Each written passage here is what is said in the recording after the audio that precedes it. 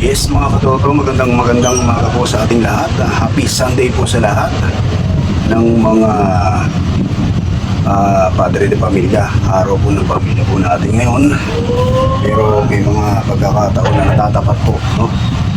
Sa ating trabaho, yung oras ng ating igugugol sa ating pamilya. Pero hindi po magiging balakid yun. Pwede po natin i-set up yan sa ibang araw. Pero kailangan po natin ngayon maghanap buhay. Kasi napangabuhan po natin yung isa nating katoto na nagpagawa, no, ng kanyang mga ire-repair ng mga kasakota niya na ginagamit niya po sa kanyang hanap buhay. Unahin ko natin yung itong puti para magandang may hamano.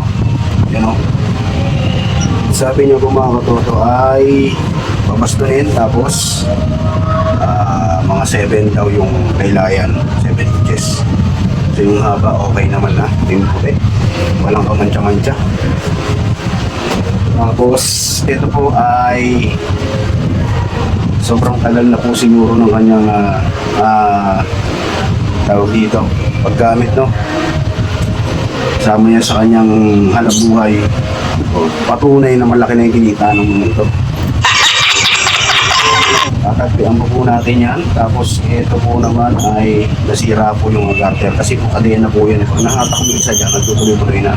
Yan ang pangan sa kadena, no? Pero matibay po yung tela niya kung matagalan po talaga. Tapos ito pong pantalon mahaba sa kanya, puputulan na lang natin. Tapos ibabatay na lang din po natin dun sa lalayan ng puti, no? Garterize din po siya. Gawin din natin 7. Tapos ito naman ay ganun din, no? Napunit.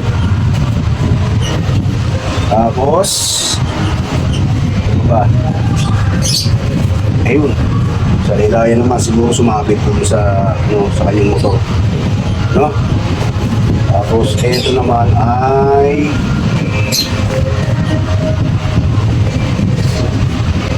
ayun din, no? Nasira na. Pero maganda pa po yung tela niya. Ganyan po talaga kapag yung ating kasakota, no, ay palagi natin kasama sa ating hanap buhay, lagi natin suot. Hindi natin masisiguro yung kanyang patibay, yung kanyang tibay. Kasi nga sa tagal na kung paulit-ulit natin siyang sinusuot, malamang sa malamang bibigay din ito. Pero nandito po yung inyong likod para ayusin po yan, no? Para ibalik natin kahit paano yung sa kanyang original na pagkakakainin.